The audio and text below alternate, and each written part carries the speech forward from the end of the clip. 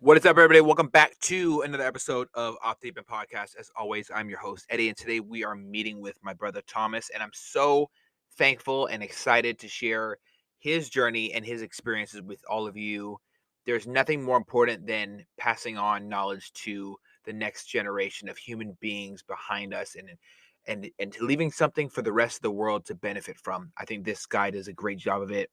A lot of selfless actions that he's partaken in, and I've experienced personally the positive influence that one person can have via his example. So I'm so thankful.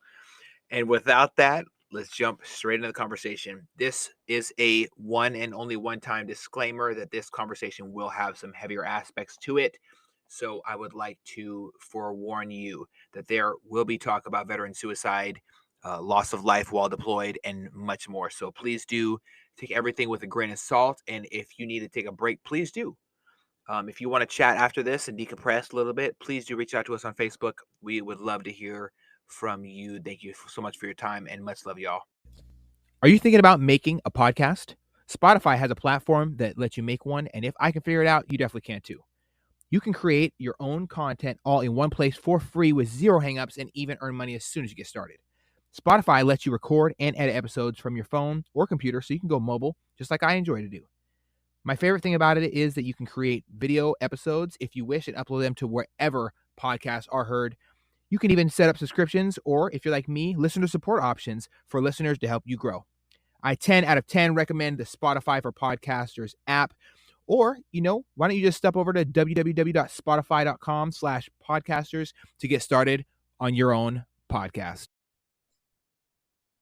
All right, welcome everybody. How are you all doing today? I am so thankful that it's a beautiful Friday. I'm joined by a very special guest, somebody who I have a lot of respect for, not just because of transparency, but honesty. Different characteristics aren't used today in modern society. Being a good person doesn't necessarily mean you have the easiest life, or that that you're in law enforcement, or that you're a firefighter running into burning buildings. It can also mean that you are truthful, kind, you care about your fellow human being, and that is someone we are blessed to sit down with today. So thank you so much, Big Dog, for sharing your time. Thank you so much, Eddie. I appreciate it. So let's start from the start of the starts. I always love to do this because it sets the stage. Tell me about growing up for you. What was it like in your childhood? Tell me, what was Thomas like when life first started? I was a hellion. I was much like my 3-year-old kid, Theseus. Um, I don't have a very good relationship with my family, so kind of contextual. My childhood was very rough. I grew up in almost every city down in the suburbs of Portland, Oregon that you can think of. I think I never went to a school for more than a year until I was actually out of high school. But I had a mom with an 8th grade education with 2 kids, no dad, a lot of childhood trauma, physical violence, abuse. But my mom was a really hard worker. Even though she could qualify for every single state assistance program, she was a rosy riveter. If she could fix anything, do anything, she had 5 older brothers, and she wasn't taking crap from nobody. And being the oldest of my family, and the only boy at that time, I had a lot of expectations. I had a lot of pressure. Come from a Sicilian family, so we are very in your face, using your hands, and forget about it, right? As insensitive as it may seem, and that could have been cool as a kid, but a lot of that childhood trauma happened to me in high school. Ended up running away with my sister when I was 13 years old from my mom and a stepdad, which, as I get older and older, I really wonder why I did it, right? I see the rebelliousness of my 15-year-old stepdaughter. It's like, screw the rules, and I had the same thing. But ran away nevertheless to an absent father's parents, who were wealthy and wonderful, who took care of me until he basically came to try to support his 2 kids that his parents were taking care of for a while. And they bought my dad basically a house right next to the high school, helped him out financially. We we moved in with him. And then the physical altercation went down between him and my sister within like 9 months of us moving in. I was withdrawn from high school beginning of my sophomore year. My grandmother was an old English teacher for high school, so she made me go get my GED. My sister kind of went to go live with his sister down in Oregon. So it gets really, really messy around the teenage years. But basically, when I turned 17, was caught red-handed stealing car stereos with a friend in Puyallup, Washington. Just trying to make an easy buck because I was tired of working at McDonald's on the weekends and taking the bus because I didn't have a driver's license. So basically just had a girlfriend. She was going to Gonzaga. She's with a rich family and was like, hey, you need to do something with your life. And decided, man, I don't want to go into like the active duty army and leave my family and all the great opportunities I have, which weren't done at the time. So I decided to join the National Guard. And about 6 months into that decision, I found out that wasn't the best decision for me for 6 years. But nevertheless, I don't regret it. Okay. Yeah. Wow. There's a lot to unpack there, man. I gotta be honest. You cruise right through it. I think you might have done this before and talked about it a couple of times, which is good because talking about the things we go through helps us realize, oh man, I wish I would have turned right or left at this point. We learn so many powerful lessons through what we go through. I say it all the time. We don't just go through it, grow through it, and you only grow through it when you look back and you see the seeds you sowed at an early age that you've watered over the years, subconsciously even, and the skills that you developed, the emotions that you attach to certain smells, certain memories, certain feelings. I remember thinking back to my childhood. I don't like to look at the bad parts, and I try to pretend like they didn't happen, but they did. They did, and saying that and acknowledging it will help me in the future be better for my children. And so I know for a fact, just after the few conversations we've had so far, you're going to grow through your lessons as well and share them with your children in a way that doesn't necessarily put them in the same situation, but will help them, all the same through them. And that's what a great father does. Something that you mentioned at a young age, you're a father figure assaulting your sister, right? And when you have children around you or people that you love around you being hurt, it does take a toll. Me personally, I've grew up in a household where there was people that go hands on. Like I've shared my story a couple times and talked about it, and I don't think it ever gets easier to talk about. No matter what, there's always this weird, fearful feeling about it. It's hard to accept that the person who's supposed to be your guardian, your sheepdog, your protector, strike you when for no reason, just out of anger and rage. I agree. And, my mom, she wasn't like this ruthless person, right? She had an 8th grade education. And as I get older and the more wisdom I have and the more I want to just, wail off on my children, because trust me, there's times where, you want to get hands on with your kids too. And you have that moment, it's like, man, when mom was winding up with that 3-inch Bengals belt and the Tiger Woods swing on me, right? What did I learn in that moment when I got struck? What did I appreciate of it? And it was that mom just didn't know how to talk. She didn't know how to communicate, right? She was hurting deep inside. She wasn't supported. She had all these expectations from society, and the kids were the closest thing to letting that trauma out. And we carry it forward to our kids unless we break it. Absolutely. I think breaking the cycle is essential for the next generation. I love how you brought that in a direct correlation with how you want to be for your children. We all act as a line, not just with genetics, not just with habits, not just with personality, smiles, noses, eyes. We can carry all these beautiful traits from beautiful people who are in front of us, but we can make the decisions what things to kind of omit, to remove from that passing of knowledge. I know that different tribes have shared for years knowledge from generation to generation, and how great is storytelling when you can choose what to be shared. I think we can apply the same thing in our culture here as Americans and as human beings, honestly, because we don't have to set the youth up for failure. We have some cheat codes because we experience that, and we can hold that weight for them. I agree. Absolutely, brother. So you joined the National Guard, And then where did that take you?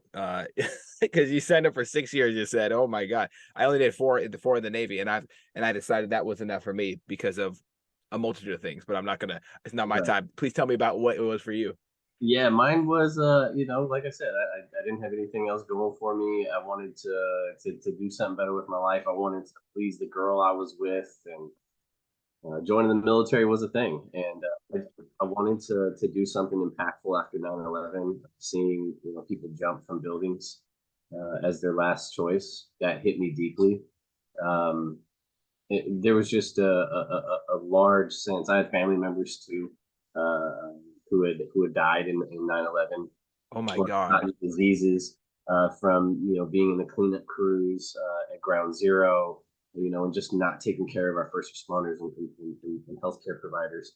But the National Guard, 161 Infantry, we didn't get deployed for since World War II, so we missed Vietnam and Korea storms. So like it was pretty much their time to go.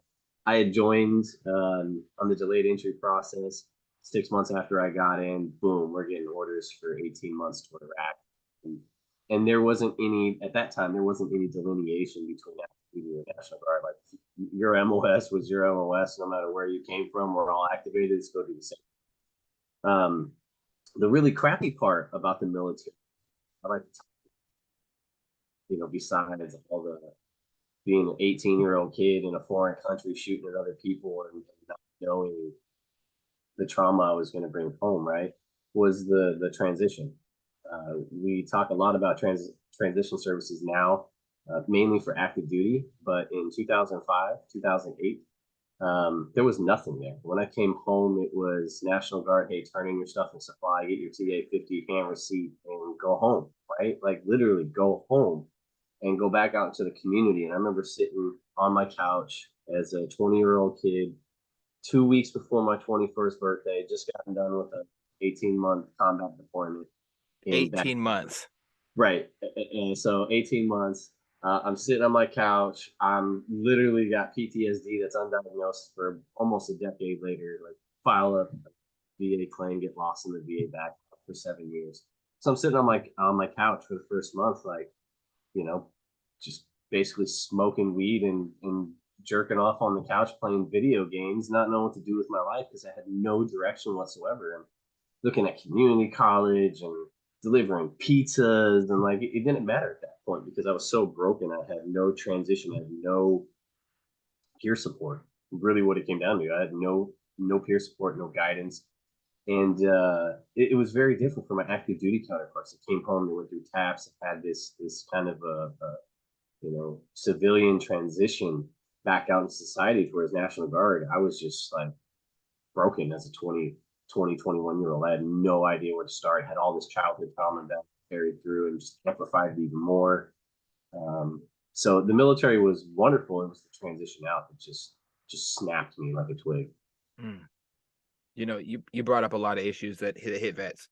Um, I know that for me personally, and for a lot of people I served with, the task program, it helped us get a job. It helped us sign up for benefits, but I got told personally, like when I was getting ready to transfer out medically, the medical examiner said, "All right, what's all going on with you?" And I told him, "Hey, I got this issue, this issue, this issue, this issue," and they were all very, very valid issues that I was experiencing. When you leave, you don't expect to come back broken at such a young age. Like 2021, I thought I was invincible. 22, I was broken. And coming back from a world tour on the TR, I came back and my knees, my back, I had fell 15 feet onto my spine, and I was laying there for about 10-15 minutes before I could even get up to crawl. And then other times I've been hit in the head. I had TBIs, knee issues. I got a crate of bombs smashed into my knee when we were doing unrep, and I just limped on it for the rest of the deployment. Right, all these things, because they tell you, what do they tell you? If you go to medical, you're a pussy, and the Well, last now, thing you want to do is be harassed about everybody. well, and that was my thing too. Like as an infantryman, there's a huge masculinity within inside of that job. And I remember sitting in Baghdad, Iraq proper, and we are about to exfil. Right, it's like a couple of days. We're sitting inside this makeshift capital. We're going through the medical the processing, and it's basically like think of like a just an open space, like a VFW and a projector, right? And then there's chairs and there's all these veterans in there, or all these service members in there, and they're filling out all the paper. But as they're filling out the paper, they're literally showing you the paper on the screen, the paper you have on your lap, and they're like, if you don't check everything that we have checked on this projector, you're staying behind. You're not going to see your family after this deployment. You're going to go through the med board process. So check no, right? So I'm sitting there and I'm like, man, I got 2 broken feet from the military. I got PTSD, sleep apnea, insomnia, depression, anxiety. On this piece of paper, everything is no, though, right? Because I wanted to transition out. I just wanted to get away from the horrors that I had seen, my friends dying, the multiple 21 gun salutes across our ponds, and the folded flags, and the blackouts for the phone traders because people needed to be contacted for their loved ones. Like, I just wanted to get away. And so many veterans that I've met in my life, they're like, yeah, military was great. I missed the camaraderie. I missed everything about the military. But on the way out the door, man, it's just like they slammed it in my face and I just dropped. I dropped because I thought I was so ready because of what I was doing. I was so proficient in the military, or I thought I had everything in place when I get home. And when you get home, and it's like, yeah, some of those support systems are good. Yeah, it really bothers me too, and I try not to get too worked up when I'm hearing other people's stories, but it's enraging. The normal person doesn't think about, okay, well, I'm going to thank this person for their service, and it's really nice to see these people in the airports. I might give up my first class seat. I'm going to buy them a meal. All these gestures are huge, gigantic, tremendous ways that people show their support for the military. But it's the military shooting its people in the foot. And I'm not talking shit generally about the entire United States military, because I love the military is who is in it. That is what makes the military. It's not the government. It's not the president or the orange one before it. It wasn't none of that. It's who it's in it. The people, your brothers and sisters who are willing to lay down their lives just so you can go home and see your family. People that give up going home when they have a fresh born baby so that you can go home to the 2 kids you have. For my stepdad, that was one of the most emotional stories I've ever heard. It's the people who are bitter, people who are frustrated, poor leadership, poor examples of a your brother's keeper, right? You're not Mm-hmm. you're not looking out after your battle buddy or your shipmate or your subordinate, depending on how people look at leadership. Leadership is very simple. You care about everybody underneath you and you treat all them like they're going to make you better, because they are. And if we take care of our sailors, soldiers, Marines, Coast Guards, whatever they call them, airmen, puddle pirates, I gotta say it is what it is. Airmen, everybody. If we take care of them, we're not gonna have anybody saying, "Okay, well, I'm fine. I'm fine. Yeah, just get me out. Just get me out to my family," because they told me they were gonna withhold my contract as well. I got persuaded, or I would say bamboozled and bullshitted into that. And now here I am years later trying to convince the VA, hey, I had this and this happened to me, and they're like, no, you didn't. I don't believe you. It's a funny game, and it's enraging that it happens to our veterans. What other aspects of transitioning out, other than the TAPS process, the medical transition, or do you face as far as the system? And then we'll get into the personal part. Yeah, for me, I think obviously the military was a huge stepping stone for me. I wish I would have been smarter, not in like take my ASVAB test smarter. I mean, I wish I would have done better on that. Who doesn't? And join the Air Force or something that had like some transitional scope. As an infantryman, I just wanted to go kick doors in and blow shit up. Like I wanted to go get the best, Oh right? yeah. I played GI Joes and Ninja Turtles as a kid. I was the Red Power Ranger for I don't know how long before I became the Black Power Ranger. Like whoever's been in my wavelength in my head probably had the same dream. But that's where it stopped, right? And I think that's where creating more visions. You've talked to Josh Wheeldon and Tony Dayton, and and and and there's so many within the Pacific Northwest, that community who have had, just really weird, wild stories, and they all come back to I think problems with transition. Right? You'll find people who have just had wonderful transition stories. Man, I had this, this, and this. You had mentioned, people say thank you for your service by buying a coffee or first class ticket. Man, I'd love to just get a business loan, right? To go get a college degree and come out and have a business loan, be able to start my own business and start employing other veterans who have skills. Like uh, a huge thing for me was a GI Bill, right? Most thankful thing that I could have ever gotten in my life by signing that dotted contract is my education benefits on top of my housing benefits. So there is wonderful things that I wasn't thinking of as a 18-year-old kid when I wanted to go kicking doors and all that stuff. But the main thing that I see with veterans is that transitional piece. Like it's a make it or break it thing. And same within higher education. Like you'll see 80% of veterans who have served go back and get some type of higher education degree or certification. But that doesn't count a lot of the ones that go through who was like me, in all honesty. It took me 3 years to get my associate's degree, my second one, because I had so many barriers in place with transition with housing, not from the military, but from incarceration. Luckily, I had a lot of those other barriers that were removed, like financial pieces. VA had me covered, right? Like everything was good to go, but I didn't have a house, right? I didn't have food. I could barely have a cell phone to text people and to get any type of peer or community support. So for me, transitional services, that's the piece that people need to really latch on into in the community, because it's not just a year or two. Right? We all get out and, oh, cool, I got a job at the auto parts store. Successful transition in the Army's book, but where does that soldier go within the next 5 to 10 years? Are they a leader in the community? Same way that they're a leader in the military. To me, that's a check mark of success. Absolutely. I love that perspective, brother. I really do. There's a lot of things that go into the stigmas surrounding veterans transitioning.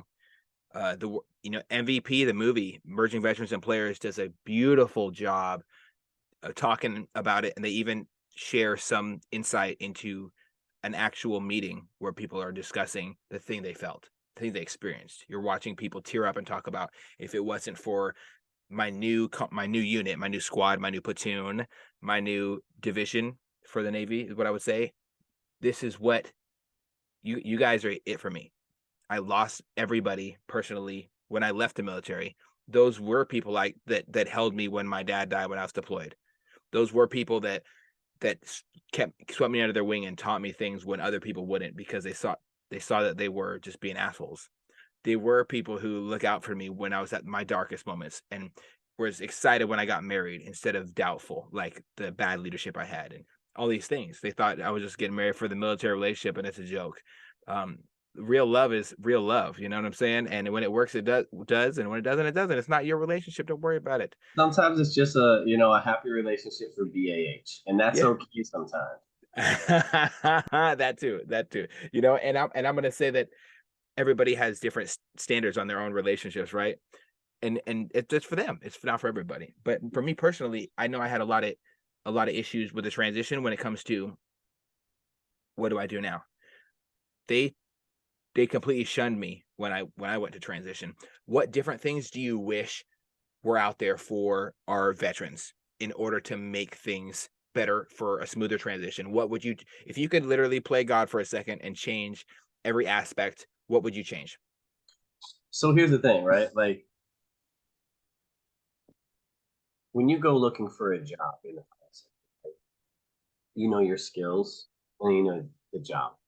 So if you don't have any skills and you're looking for an entry level job, you're going to obtain all these skills listed on the job posting. So if you think the military is the same thing, I was an infantryman, right? SWAT team guy. Think of everything that you could basically do within a SWAT team member position. You get guns and body armor and cool vehicles and night vision goggles, all these cool things, right? Which are all the things that we use in combat as well to extract information, weapons, people, whatever it may be, right? Um, but in the military, if I was an infantryman, let's say for 20 years, wouldn't you think like I'd be a really good cop or corrections officer or anything that has to do with law enforcement with all those weapon handling skills, or be like a firearms instructor or something like that? There isn't really a direct like translation from an infantryman straight out, right? To whereas like if you're an air traffic controller in the Air Force, easy, you go to air operations, the airport, you're good to go. So if there was kind of like this corporate ladder in your mind per se, where you're like, okay, I'm in the military, I'm in infantry. It's really not any translatable skills. I really want to do something, possibly in logistics in a warehouse because there's a huge Amazon distribution center by my house, and that's where I'm going to ETS back to. So I want to be prepared. And the military was cognitive, right? Like you're going to transition out. Here's your endpoint. Here are the career opportunities that are available within your local community, and then basically aligning you with inside of those those communities. So when you re-enter, you have a viable skill that you've trained into that you wanted that brings military experience. Because now you could be reclassed or reassigned to a logistics unit. You could learn all of the logistics software that the military uses and then transfer over. And that's what these companies like Amazon or other large shipping companies want because you have this very hard to acquire knowledge from the military. It's not like you're going to go to University of Washington or University of Washington Tacoma or Evergreen or PLU or any of these colleges and learn that discipline. Yeah, you're doing the same thing every day for a minimum of 3 years with the Marines, and you're doing it every day, 365. Even when you're home, you're thinking about it because it's your life. And then imagine you transition from that life into, hey, I just get paid a lot more. Like a lot more, right? Because you go from making Burger King wages as an E5 to making good money as a supervisor. Mm-hmm. Because there's that transitional step for military members. And it doesn't have to be, hey, you need a right? A lot of state employers are walking away from, hey, you need these educational requirements. That's great. That opens the door for people who have been in the military continue really have no intention of using their GI Bill. They want to pass it on to their children for college. They still want to use that 10, 15, 20 years of experience that they've had in a very well-paying job that's going to match them in the military. So something for me would be, a lot of those transitional services, that we have for TAPS, but more so really aligning those career choices to what the local government, private industry needs. Maybe the last year of that soldier's transition. Like, hey, where do you want to go in life? Right? It's kind of the same thing that I see some active duty units doing for education. They're like, hey, you're gonna ETS in 2 years. The last year, what do you want to do? And they're like, I want to go to school. So then they're like on, National Guard orders, but they're going to school and getting paid for it. Like, perfect, because by the time that they get done with the military, they'll have a college degree and they're already lined up for a high position. And thank you for your service, right? To whereas it's just kind of like, here's your piece of paper, hang your DD-214 up on the wall, have it electronically so you can send it to your employer and I see. That I've never thought about it in that way. That would make things so much more simple for a lot of people because knowing how to set up a LinkedIn and setting one up doesn't necessarily mean you have a smooth transition. Yeah, if finance is a huge issue that a lot of veterans face when they leave active duty, maybe. But that depends on the person. For me, I knew what job I had our job already secured and I was working my way into a career. But it wasn't necessarily what I needed. I needed to deal with the fact that I had friends commit suicide when we were deployed, and friends, go through the whole issue of not knowing who they were or their purpose, and saying, you know what, the world would be a lot better without me, and just disappearing or being on the edge, or having people go have cabin fever, dealing with loss while deployed, having to tell and facilitate people who had lost their brother or their sister, but they weren't immediate family, quote unquote, as far as the military is concerned. And I have to deal with the sailor who's grieving through loss. And I just told them their brother died because they didn't get an AMCROSS message because it wasn't a big deal or whatever. There's a lot of different traumatic experiences that we can all face. And it's not the same for everybody. You never win a firefight alone. You never do an unrep alone. You never come alongside a submarine and jump off with the biggest balls the world's ever seen onto a drug sub in the Coast Guard, apparently. Shout out to Coast Guard. And then beat on the door saying open up in Spanish. That doesn't really just happen. And then you have a smooth transition. I mean, I would feel pretty good about that, honestly, if that was me. But the rest, we never know what he went through. We should do a podcast on like where that guy is in 10 years from. You know what? I'm gonna do some research and try to figure out where he is, because I'll tell you what, he's got a job somewhere set up. He's got a job somewhere. He's got a job somewhere, man. If I retire with them, but Honestly, he probably will. That was awesome. That was an awesome experience. He threw caution to the wind, and I love when people do that random acts of bravery of going outside the box is what I live for. But I really love your take on that because there's so many different individuals in the military who have different experiences. Not everybody has the same walk. We Yeah. see on Hollywood, we see the lone survivors. And I've met somebody who is directly affected by Operation Red Wings. You know, Danny Deet's one of his best friends. I served with him. I can't name his name because he's in DevGru. But holy shit, that's one of my heroes. Knowing what he went through, transitioning into the from the green water navy to the blue water navy, it was not good. He was going stir crazy. Lord only knows what it's like to be a part of an elite unit and then to chart a map and a course on a map on an aircraft carrier that's sitting in the shipyard because of a literally a technical difficulty for a month. Like I go stir crazy. I can't imagine that, but I know that different sailors have a lot of different issues in the United States Navy. I can't speak on the Army or the Air Force, Coast Guard, Space Force, and Marines, of course. I really can't speak on these issues, but all I can do is ask.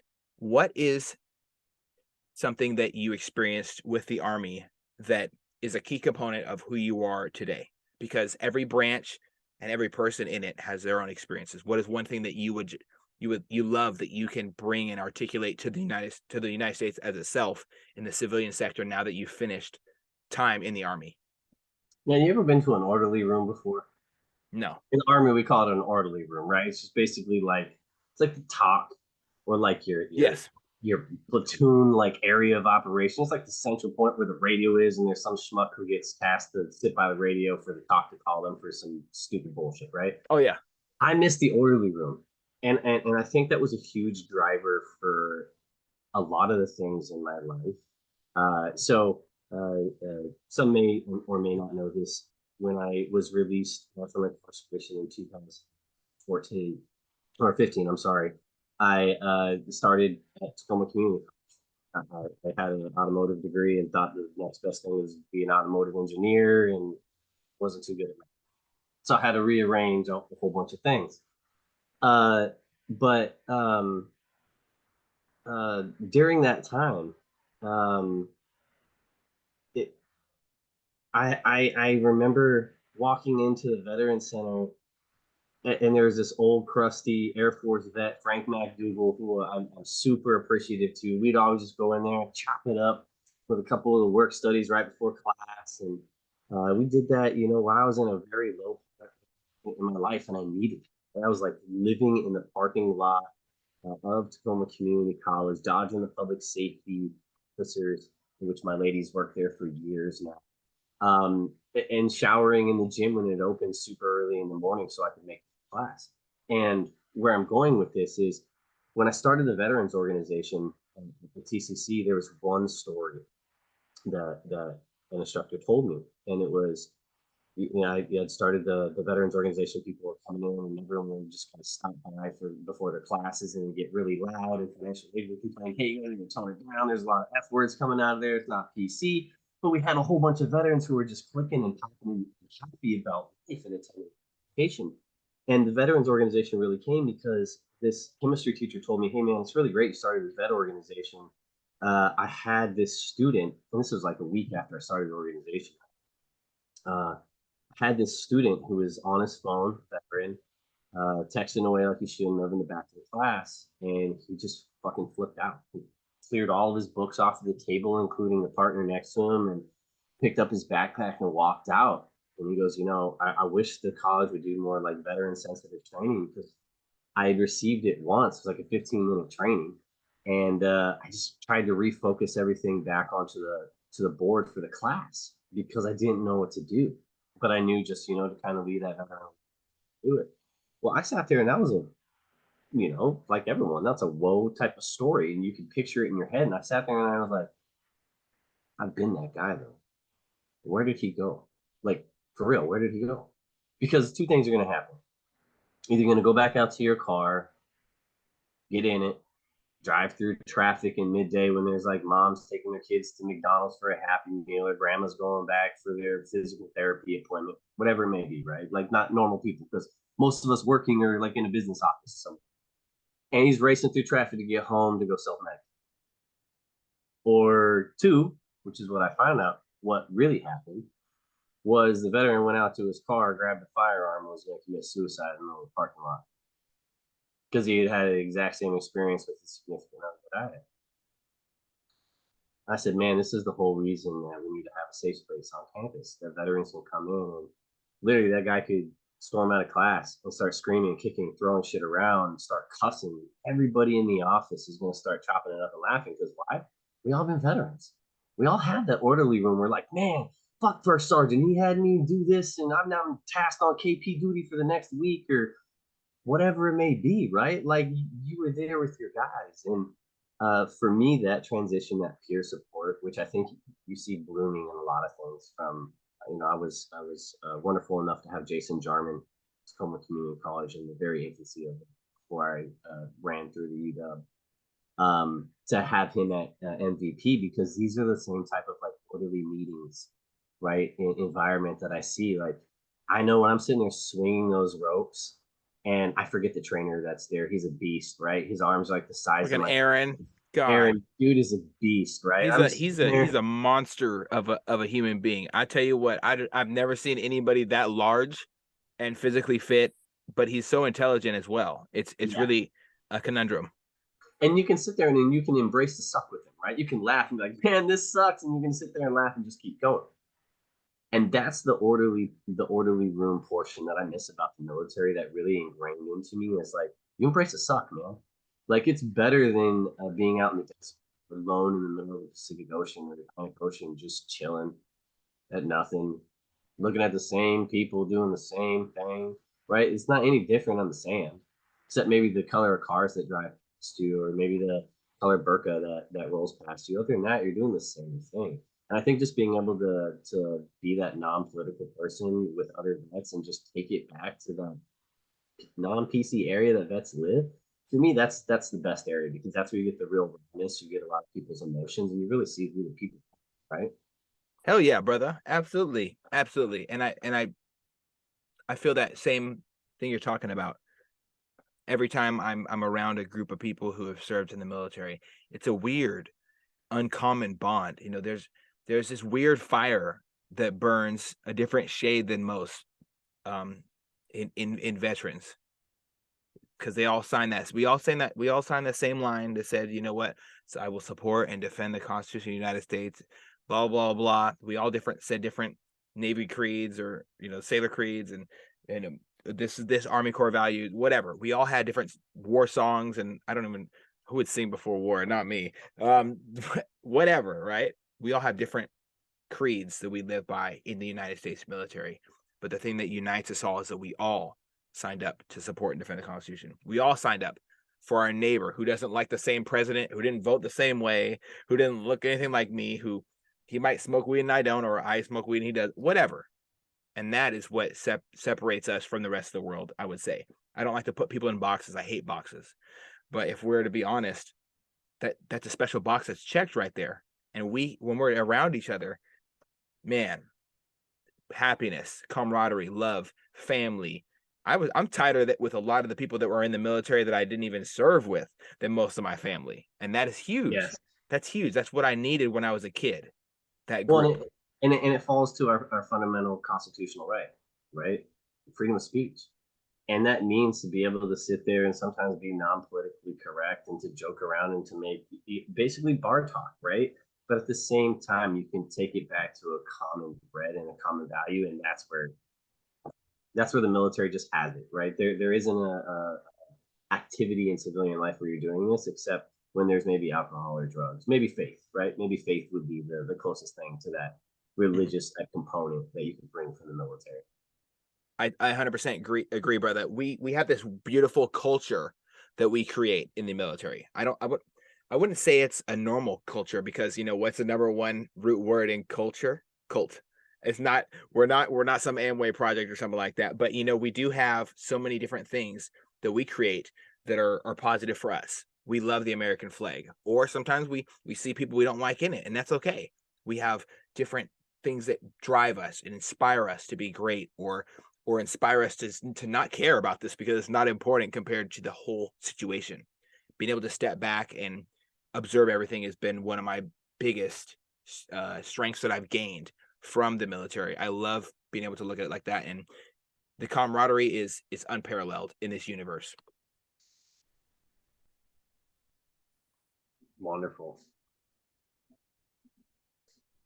Shots, brother. Yeah, Appreciate it. brother. 100% to those who we lost. Speaking on that, well, that's a little spicy for me. Speaking on that, when we lose people in the army, I've only had one go at this, so others may be well more versed. And I Okay. know the 9/11 war series,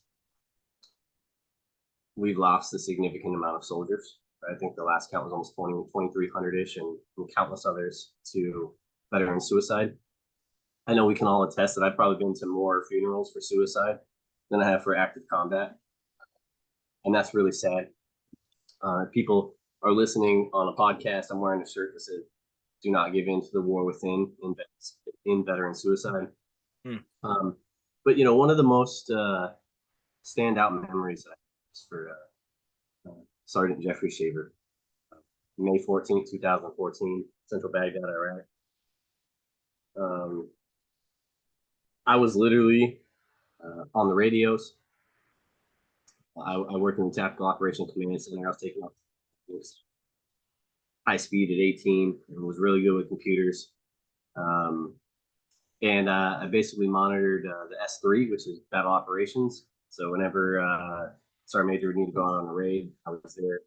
Whenever Sergeant Major wanted to command and control with inside of the Tactical Operations Command Center, whether it be mobile, 113, or a Bradley in a static location, we always had Blue Force Tracker up, which is basically like a GPS system for your car, only it displays on a map, which is like a satellite image, and it updates in real time so you can see where your forces are. They start making contact. You can start planning from a high level how to extract them out in the most efficient. And I remember sitting there late, we had like CNN or something on the TV, back in 03, 04, and the get a radio. Shaver hit Shaver. And I just remember looking at my street, who was an officer at the time, and going, "We have contact and we have a friendly down." And the look in his eyes as he went to go wake up. And all I remember is this frenzy. I was basically had like two radios on each side. I was calling up to Brigade on one, and talking to the guys on the battalion, and had heard that there was a sniper and that one of our guys was down, and it was one of our medics. And everyone gets hyped up. We're in the talk. We got extractions going on. We're calling in birds. We're calling in overwatches, making sure that we can get our guys out because it was a pretty serious situation in the middle of the night. Didn't really have quick reaction forces to spun up to really go drop in on them like we normally would. Have a bird sitting in the middle of our base just spinning all day, just waiting. And at this time we didn't. And I'll never forget the team coming in to the commander. And I might preference this a little like The Last Samurai, but literally in my mind, our commander, Lieutenant Colonel Fowler, at the time, who was the Seattle police chief.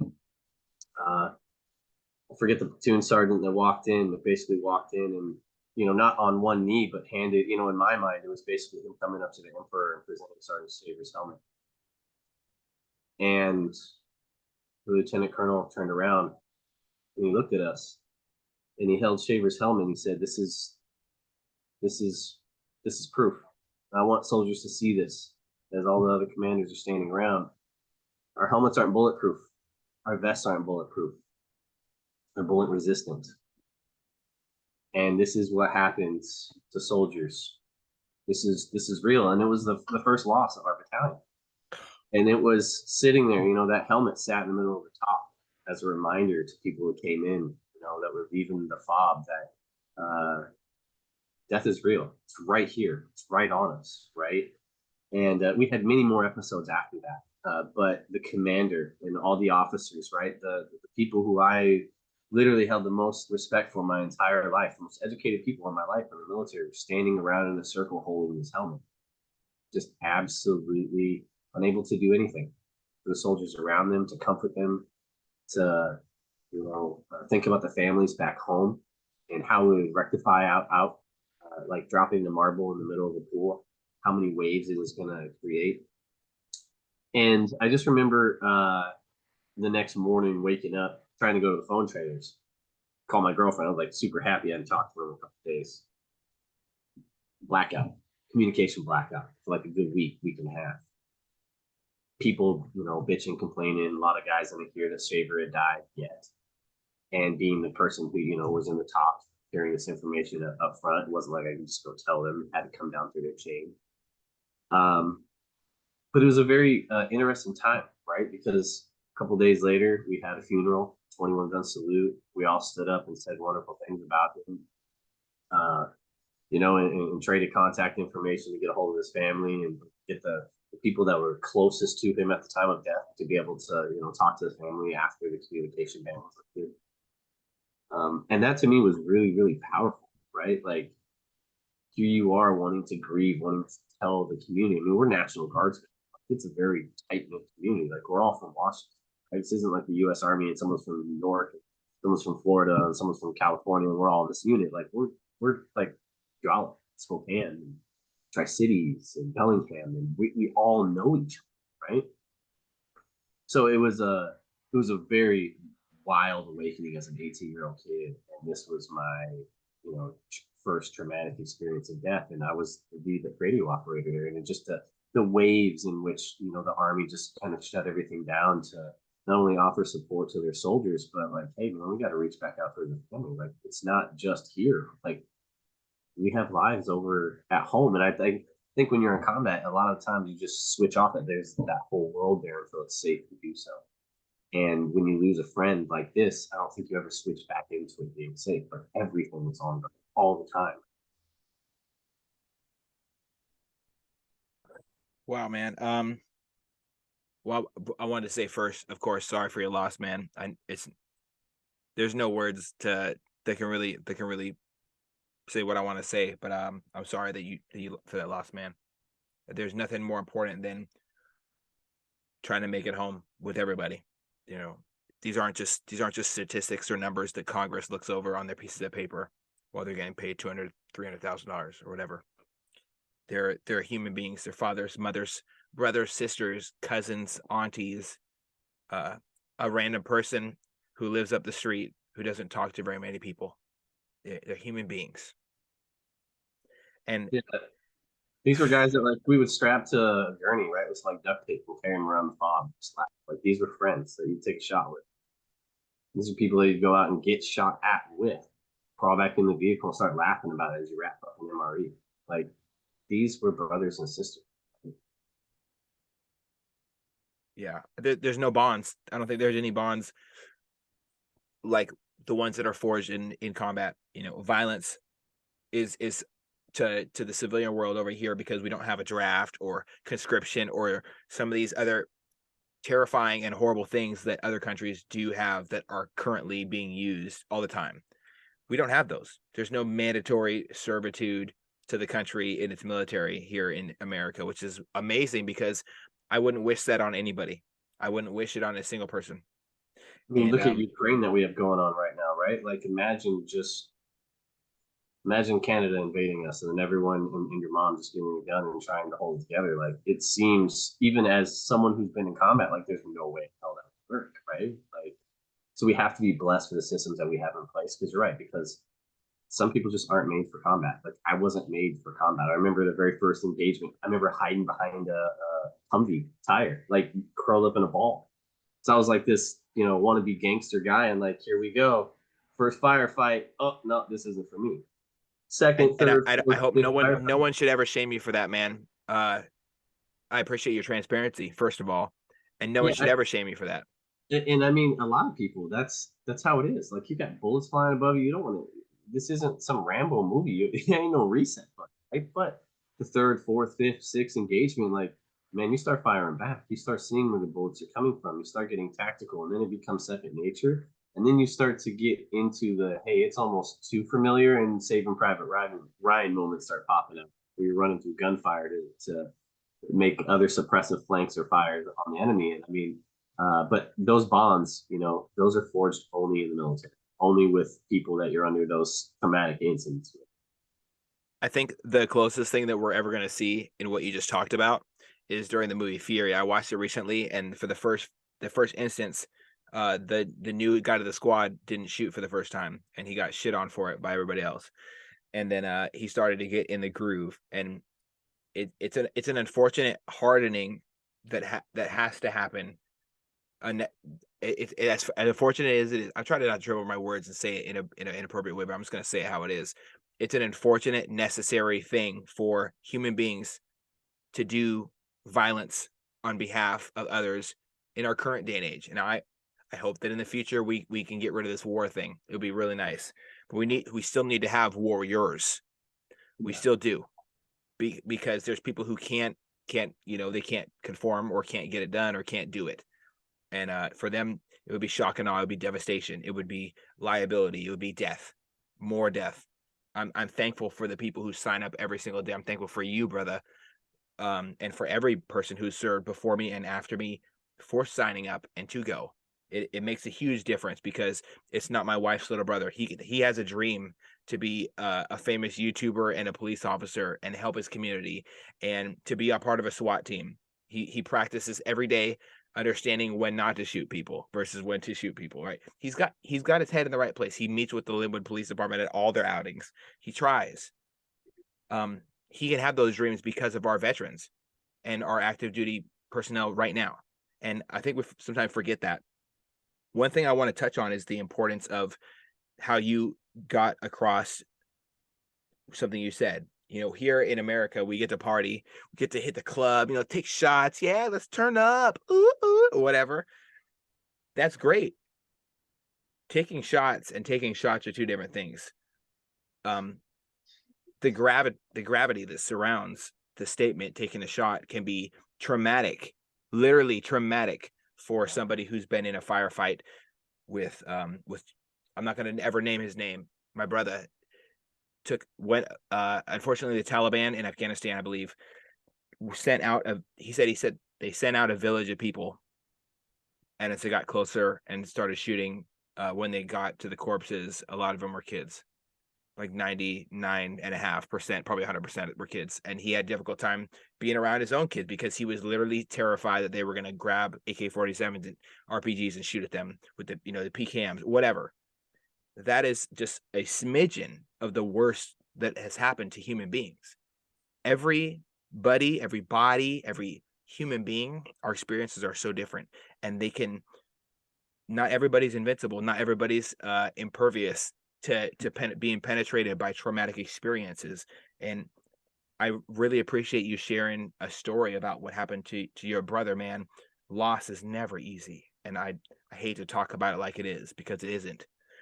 Something you brought up that really stood out to me is PTSD and its involvement with suicidal ideations and suicidal actions following those ideations if left untreated or unsupported by friends, because I have friends who've been walked off the ledge by friends.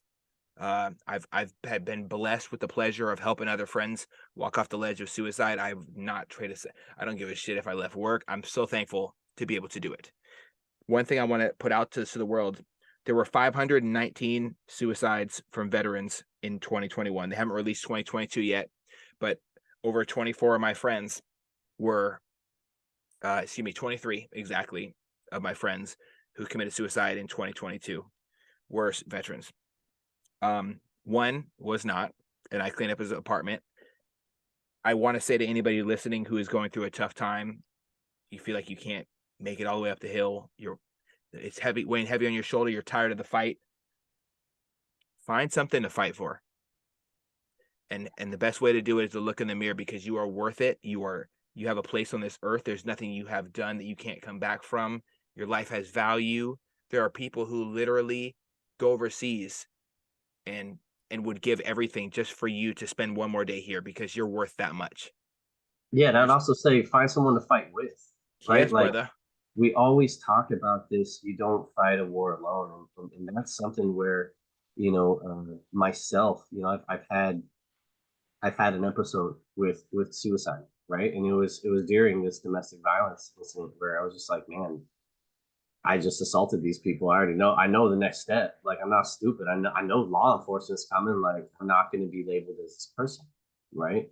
And I couldn't fight that fight alone. Like, I had a friend who learned about everything that was going on the next morning after all of this went down in my life, and drove 13 hours across 2 states to come just be with me for a week, right?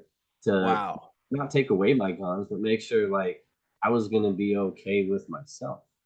And obviously, there's a fear there as a veteran. I mean, a lot of us got guns. I mean, like Dr. Dre. I came home from war, got a whole bunch of guns, and 10 years later, what do you think I got rid of them? Like, I still got them in the safe. And I'm very proficient It's a with it, beautiful reference, by the way.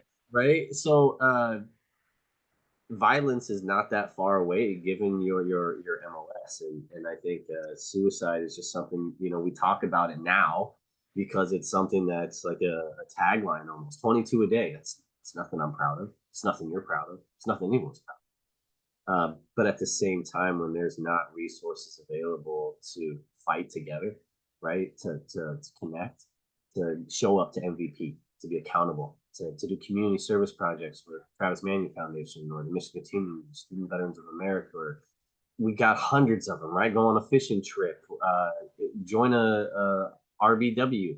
Um, don't fight it alone. There's so many people that are willing to jump in front of a bus for you and be like, "Hey, man, I've been there." Right? Best analogy I can give someone is not if they're in a foxhole, is not to walk by and tell them the position that they're in. Is to jump down in there and be like, "Hey, I know how to get out. Here's the map. Let's go." Right? Fight it together. I love that, brother. I absolutely love that. One thing I want to touch on and say that you know, also with what you just said, I think it's important to point out that I heard this from a clinical psychiatrist just the other week. 9 times out of 10, so that's 90%. It's not the best, not the best, not a bulletproof number. It's bullet resistant number though. 90% of the time, 9 times out of 10, if you can make it through the first time dealing with suicidal ideations where you have that gun in your hand or those pills in your hand or that bottle and you're thinking about freaking, oh God, I'm gonna find a building and jump off it, or I'm gonna run out in front of a street or whatever suicidal ideations it's and you're contemplating suicide. If you can make it to that just that first time, you can make it the rest with help, with friends. You don't need to say, "Hey, I'm broken," because you're not. Maybe you're just a little bent, and we're all a little bent. We've all experienced different things, and you're never alone. So anybody who is feeling that, please do contact me. I will have, of course, a list of resources below this podcast in the description of any resource I can provide. When it comes down to it, 998 or 988, excuse me. And please, hit me up on Facebook, Instagram. To all my friends, I always say, please do reach out to me. If you listen to this and you're a friend of mine, you deploy with me, you don't even know me, please, especially if you didn't know me, that's the best person to reach out to me. Please do, Yeah, and because also like if you're going through stuff, right? Like you're drunk, yeah, you need a ride. I tell people this all the time on Facebook. You may not have my phone number, but you got the call me now function on Facebook. Like I'll mm, come pick you up. It'll be an incredible talk, like the first sergeant pulling a E3 out of the brig. Like it'll be an amazing talk, but at least let's have that conversation instead of you ruin your life for making choices that end up taking you down a path you don't want to go in. yes, DUIs are a no go, man.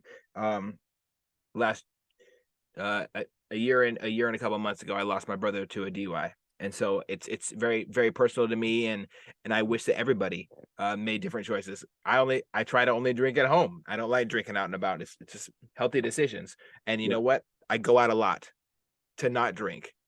If you're in a funk, just don't drink. What other recommendations do you have for people who might be feeling a little bit spun up, a little bit nervous about people walking behind them just out in town, or don't like crowded rooms? What would you say to somebody who's feeling a little bit uncomfortable about their surroundings on a regular basis? Well, I'm definitely that guy, right? Like I'm hyper vigilant. Been into the box before. Have my firearms taken away before. So there's that huge sense of hesitancy, right? Um, that fear of not being able to protect yourself. And I would say, I used to be the type of person who would carry my 40 caliber Taurus on me all times. I don't care where it was. I don't care what sign you had up, breaking the law or not, because I knew the devastating effects of a firearm around people who are unarmed. Right? It's a losing game, quickly losing game. And the biggest thing for me transitioning back was finding martial arts, and not like jujitsu, right? Because I've been trained in Brazilian jiu-jitsu and taekwondo for years, and know lots of friends. But a martial art that was more meditative and grounding, and that for me was Wing Chun. I've been doing Wing Chun for about 8 years now, and there's a meditation factor of it, right? There's a calming portion of it. There's a grounding factor of it, and it's I relate it a lot to like church, right? Like you're finding that spiritual connection, but not like a religious spiritual connection. You're like listening to yourself. You're listening to yourself breathe. You're listening to yourself maybe sometimes talk out a rhythm or a kata, right? You're basically just telling yourself it's going to be okay. And in the most pure sense, that's what a service member needs. Like a significant other is great, rubbing your head, telling you all the good things, right? Just lathering you up. But at the same time, having those positive affirmations to yourself, reaffirming, like, man, I've done great things. It's not like we sit in our living room and like, man, I'm got the flag on the wall and like, we're like bowing down to it. Looking at yourself every once in a while and just appreciating, right? Having gratitude for yourself. I think for me, putting that gratitude and them gratefulness, it's when people walk up to me, it's not this feeling that like, I need to take them on or they're going to kill me, right? Because I've learned my time is going to come, right? And if I fear that time coming, and I'm scared of that time coming, which we all are, then I don't think there's any value in my life because I'm gonna be fearful of that moment. But if I'm taken down and I can smile on that person's face and I can give them forgiveness and grace in that very moment because I know I've done everything I could possibly do in my life to be a good person, like it doesn't matter if you're Jackie Chan, it doesn't matter if you're Bruce Lee. Like eventually someone is gonna overtake you, overpower you. You can't stop that. Always the bigger fish. Right? So coming to that realization as a vet is like somebody could be faster on the draw than you. Somebody could have a better shot on you. Like you get somebody in the arm, they get you in the chest. Sucking chest wounds really suck, right? Yeah, they do. So I mean, and it doesn't matter if you get shot by a 50 caliber or 22. Like the right place is the right place. And if you're not prepared for that moment, right, you're always this hyper person. You're always this. I'm gonna fight. I'm gonna fight. For me, the living became when I just gave in. Hey man, I'm not going to be the quickest one on the gun. In my current lifestyle where I live, I'll probably be shot on I-5 just driving to go get some groceries because of the crime that persists in my community. So it's not like somebody's going to walk up behind me at a bus stop that I'm got my headphones on and I'm just chilling out rocking because that's not the type of person I am. But at the same time, do I need to be fearful when someone walks up behind me and I'm at a bus stop? No, because I'm going to fight them off eventually. But at the same time, it's not like I'm going to be standing there waiting, like, come on, let's go. Like, I'm here. And every single person that walks past me, I'm going to be this hyper aggressive person. So for me, it really came down to martial arts and just becoming more familiar with myself, having more confidence in myself to be able to just push someone back and not be the person that's going to quickly brandish a weapon or pull out a weapon to defend myself. Hell yeah, brother. I absolutely agree. I don't think that brandishing a weapon when it's unnecessary is something that I try to avoid, and I preach that it's important to avoid. USCCA, active self-protection, police, even police activity on YouTube, sheepdog response. We the female even. I love what she does. There's so many different people who preach the same method. Know when not to pull out your gun. It's not necessary. And if we can take it a step further, like you just touched on, you're not a sentry right now. You're not on guard. This is not the sandbox. Be where your feet are, please. Is one thing I would say to my listeners and to everybody else. I'm not an expert in firearms, but I'll tell you what, after the past 3 years of studying it, I hope I know one thing. And one thing is you don't want to go to jail for something you shouldn't go to jail for. It is what it is. Like there's a lot of laws. Somebody. Hey, a lot of laws I don't agree with and I don't like. Let's not feed into the ones that are there for a reason. Someone pulls a gun out of me. I hope they one have a very very very painful ending of the situation and they get arrested and taken away or whatever. Or I don't removing life is never a fun thing. But Yeah. but you're not a century anymore. Try to find your grace. Do you think that there's a direct correlation between fitness, self-awareness, and dealing with our post-military differences and situations? Me, not really. Like for me, I really think the veterans have expectations that are Mm. sometimes unobtainable, right? Like I'm always going to be in peak fitness. Man, I look back at 18-year-old me and 38-year-old me. There's a difference, right? Dad body's in full effect. But it still doesn't mean that I can't get out there and protect myself or run around with my son or my need to. But I'm not parkouring off walls with 16 and 60 pounds of gear, right? Like it's just not me. Um, do I think physical activity has some motivation on your well-being? Absolutely. More so, I think the accountability, right? We see this. I see this a lot in friends who own gyms or professional trainers, just showing up, right? Like a job. You've got to just show up. And I think just showing up suppresses a lot of the demons that, right? Because PT was a large portion of a lot of this.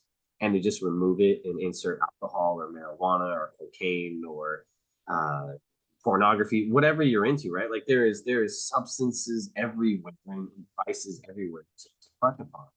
And if you're not being motivated by healthy intentions, being positive or intentional about your activity, it's not like you need to show up every single week or twice a week to MVP, but hey, show up once a month, show up twice a month, do a martial art, ride a bike, go up to the mountain on the weekend, walk around, like maintain the physical level of activity that you would have in the military to a certain point.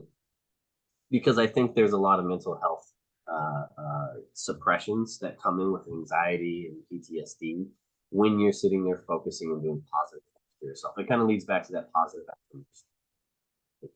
There's not a direct correlation in my mind, but yeah, being active and being, positive and contributing to your life rather than just smoking weed and sitting on the couch is definitely a better impact on how you perceive your life and the expectations in which you expect, because you're not going to come home after 20 years and be this decorated war hero and go make $150,000 a year to start. Not going to happen. Sorry, Major. Sorry. And I think a lot of people have that expectation that because they were successful in the military, they're going to be successful in the world, and that's just not the case, right? So finding that happiness and where your happiness really is, I think that's the direct correlation that people should look at. Excellent, man. Well, there's so many things that can be said about the stigmas that surround the vets and surround our active duty soldiers, sailors, Marines, Air Force, whatever they are, the fly hires or the airmen, as what I'm gonna say. Yeah.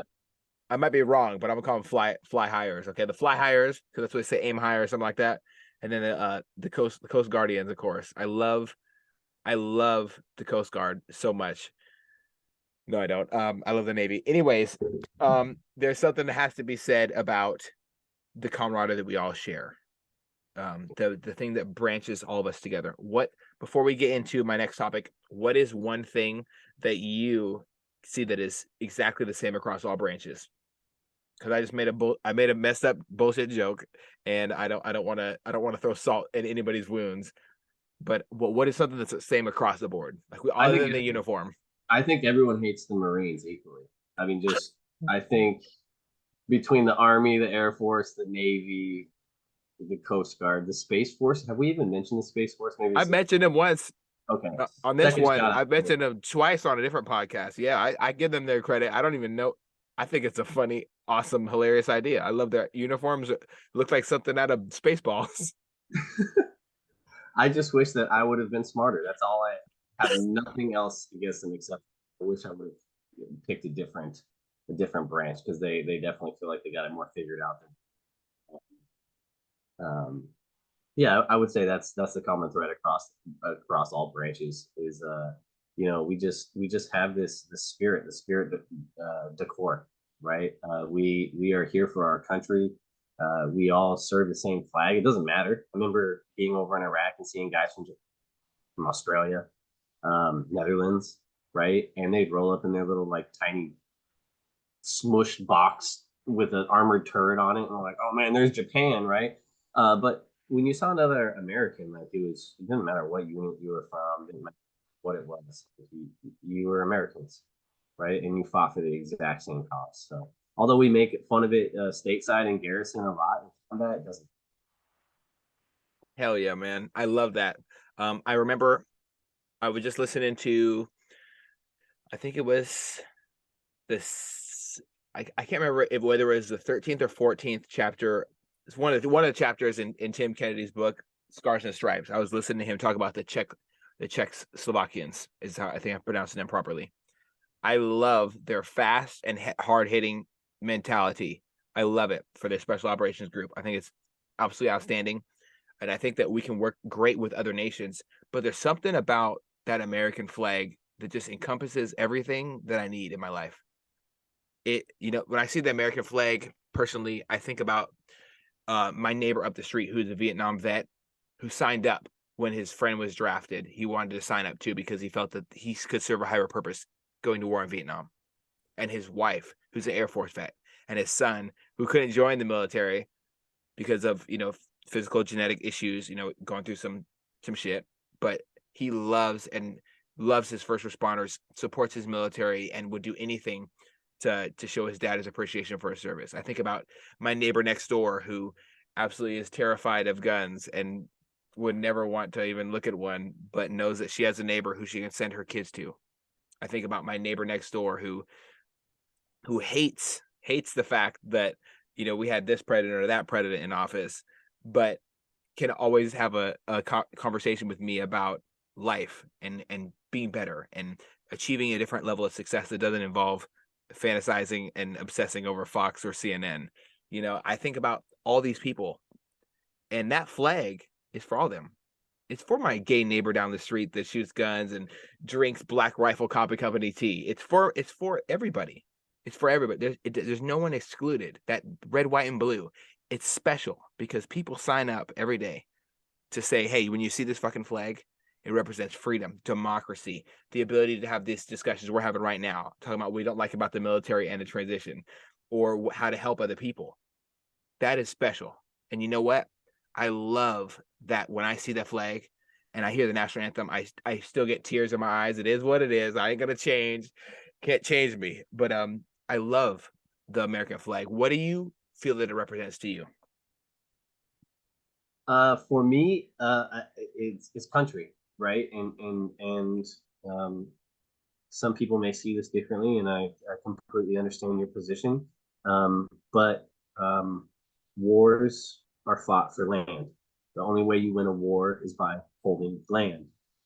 That's something that's ingrained in every infantryman is you hold that land until your final breath, because that is what wins a war is holding land. And I'm so blessed to have been on this soil, born on this soil, and had my family members and others bleed for this soil to call it their own. My family, fled in the early 1900s for Mussolini and Nazism that flourished within inside of Europe. We started from a secondhand grocery shopping cart selling used fruit. Now imagine that, used fruit, as a business, to growing to the largest fruit production company in the entire United States ever.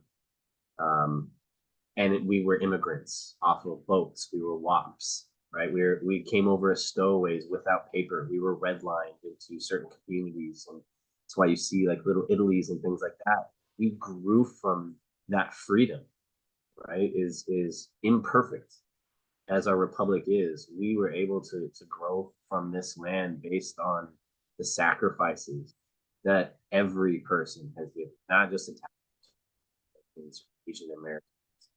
Um, we have all valued, we have all bled. And for me, the flag just means it's you, it's me, right? When I was ramping up for the army, it's like, oh, there's some beautiful woman that's waiting for you when you get home. No, it's actually my little 6-year-old brother who wants to play Army, right? It's actually the kid across the street who sees a fire truck or hears a fire truck and runs outside to see it, right? There's a cementing of our country. There's a foundation in which we all live in that I just give that grace to. Wow. Wow, brother. I love the way you put that. God, I got chills thinking about it. Because I was that kid who hears fire trucks running up 150th Street in Linwood, Washington, and oh, am I gonna see? Oh no, I missed it. Damn. I Or didn't tell maybe my get a parents. I said, sticker damn. or a plastic hat or something, right? Like Yeah, there yeah. there was there was this national pride that we Mhm. I don't think it's really scary because I watch videos surrounding 9/11, and there's something that really sticks out to me. That was the last time the country has been unanimously, almost. I mean, there was a couple people who were like, "Oh, it was planned" or whatever. There was a unanimously. There were flags everywhere. Having a baseball game in New York after 9/11 was huge. I watched that baseball game while my stepdad was deploying. I cried over my little sister while she cried because she missed her daddy because he was deploying. He got activated out of the reserves. He went. He didn't even fucking put up a fight. For all I know, I don't think he'll ever tell me, but I'm pretty sure he signed up when it happened. He lost friends, came home screaming in his sleep. He paid his price. 26 years in the Air Force, great human being. Always reminds me of the fact that not all people in the Air Force are sitting in a chair 24/7. He put in work, and he is one of my major role models. I just want to give a shout out to Tech Sergeant William Wallace. Thank you so much for everything and for taking the mantle when my own father, dropped it. So thank you so much. But that lo and behold, the I don't think we'll ever see the camaraderie that we had as a country, like countrywide, since 9/11, with division in the media and all these things that they try to put us in boxes and separate us. I think that I saw so much beauty and strength in a moment of hurt for our country when 9/11 happened. What do you think about it? I think we do it all the time. I just think it's not number one politicized, and I don't think it's is in your face. I think one event that when I was student veteran president at UW-Tacoma that I thought really didn't get any traction when we were really trying to promote it was the Christtown church shootings in New Zealand, where people were massacred, and there was a video of it. Imagine as a family member, you're watching the beheading of your loved one. It's not that graphic, but it is that graphic and extreme if you've ever watched those videos of the Christtown shootings. And I think our country comes together with inside of immigrant populations all the time. I know here in University Place, we held a candlelight vigil and had the chief of police, the congressman, anybody and everybody you could see out there. And I remember seeing students from Tacoma Community College, in which I'd been friends with, right, in classes. And we really didn't have any interaction, but this one tragedy pulled the entire community together in a synagogue, and we were able to share these experiences. And these experiences are completely different than the normal experiences, right? With inside of a mosque, there's a place for men, there's a place for women. The place for women is behind a door. And when you see those doors open and you see community just packed with inside a synagogue celebrating the life and denouncing the violence and the pain that has been caused the continent away, right? Like we do this all the time as Americans. We do it for the Pulse Night shootings. We do it for the most recent killings of an African American on February 1st, first day for Black History Month. We're burying the Black community is burying them. I think some areas are politicized. I think those are wildly represented properly. But I think that we have this sense of 9/12, right? That every veteran probably fought for in their time in Iraq, where our country comes together. But we don't see it unified as the president standing on top of a pile with a bullhorn, making us all proud, right? Giving us goosebumps and pulling us through those really dark times. what we see now is this insensitive trust in our government, because a lot of us have been tired of being lied to, right? A lot of us have seen the higher level reports and information. It doesn't really match. Like, I think that there's a sense of trust that has always existed in America, but lately has been trampled on, of the sense of community. We just don't talk about it as much as we should. And we need to get back to sharing those feelings, feeling those pains with each other, because it's not just the Black community, right? As I talk about something that's very recent in our face right now, it's not just the Black community. Here I am with a racially diverse family of my own, and I feel that pain. And how can I elevate this pain and talk about the differences in which we have as a country as if we're in 9/12? How can we celebrate the good and the bad? Absolutely, brother. And we don't necessarily need Katniss Everdeen from District 12 standing on a rubble that's been burned down saying, I'm Katniss Everdeen. This is District 12. Look at what President Snow did. We don't necessarily need that acting, or we don't need a Fabergé egg to say that we're sophisticated. All we need to be truly sophisticated as a society is to care about another human being next to us. And I think we can all do better at that. There's one thing that I really wanted to talk about when it comes to caring about other human beings. And I think you do a phenomenal job about it. We've talked about it offline, and it's something that I'm really passionate about myself. I am not a superstar. I can't just abandon my job and go into, veteran outreach and veteran service organizations and help other people. But I can do my best with this platform that I spent. This is like my overtime for me. So after I get off work, I come here and I do this podcast. And I'm blessed enough to sit with you and talk about something that is very passionate and very near and dear to your heart. So please help me understand first of all, let's lay the foundation. What is a veteran service organization? What do they do? What services are there out there? And what could be different? What could be better? Please give me a tell-all, brother. Yeah. So nonprofits, just as a historical context, is out there as a government tax credit from the community. Think of a community owning a nonprofit. So when someone says it's their nonprofit, laugh, because any nonprofit that you see is actually because of the community supporting that organization to give them a tax break and a tax write-off. It also gives benefits to people that want to donate money. They can write it off on their taxes. Usually benefits more wealthy people than it does lower income people. So there's a tax benefit. But historically, what nonprofits really do and reach for veterans is fill a gap that the Veterans Administration or the U.S. military is not providing for its people. One of those things for myself that I came up through was Student Veterans of America, and hearing the successes of World War II veterans and the GI Bill creation and how it's impacted generational change throughout veterans' lives. So I can't speak highly enough about Student Veterans of America and how they've grown within the last 14 years plus, 15 years plus. But also nonprofit organizations that do more immediate things that aren't so compartmentalized with inside of education. I've had the privilege of serving within Lifeline Veteran Services, which was a very small veterans organization at the time. Basically just did the resource fair at the Tacoma Dome and would have up to 5,000 at risk or homeless individuals who would show up to this event, and we would just fit them with sleeping bags, backpacks, things that they would need to continue their homeless journey, unfortunately, because the systems are overwhelmed. The community services, Tacoma Rescue Mission can do so much. 6 out of the 9 emergency support systems that are within Pierce County reside in Tacoma proper.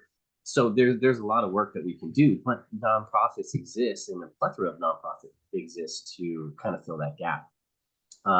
My time at Lifeline, we had a wonderful crew and a board. We were able to go through a state acquisition and basically pick up a failing nonprofit that had been in the community for 3 decades over some pretty shady things.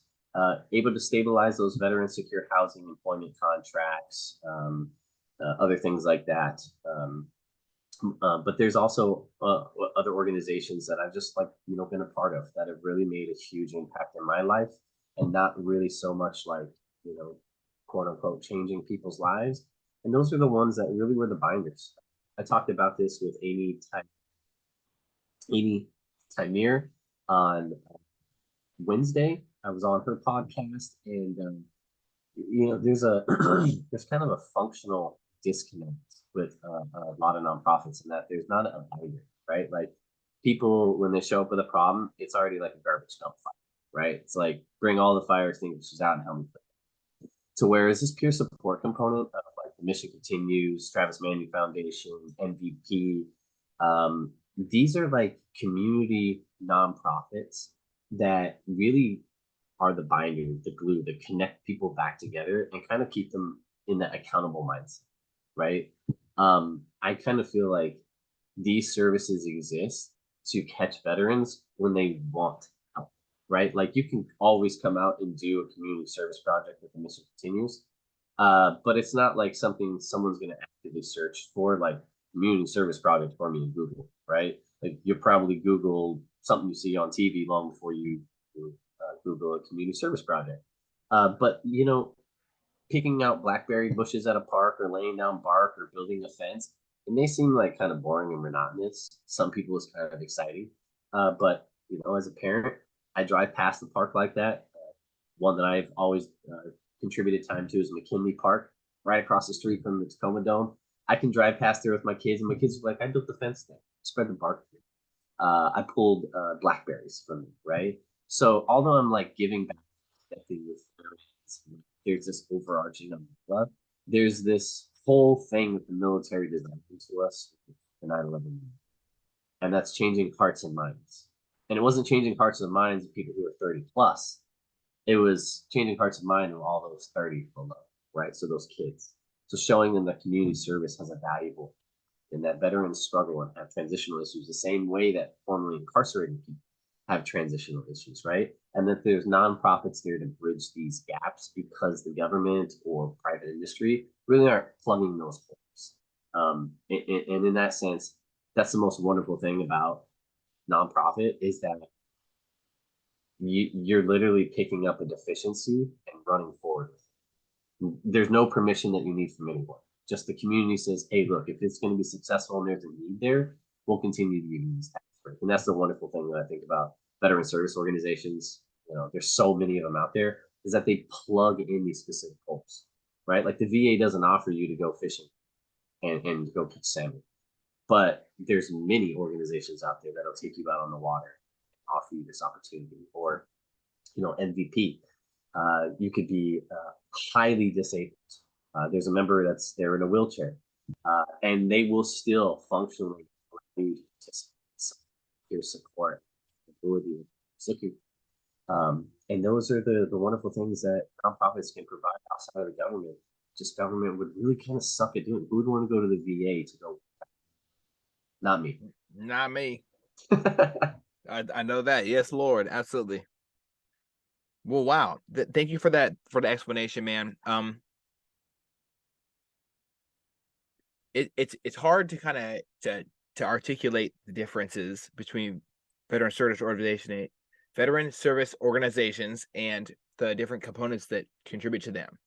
A lot of different things: MVP, Lifeline, TMF. There's the mission continues. There's so many different avenues out there in this small region: Washington State, Pacific Northwest, Oregon, Idaho.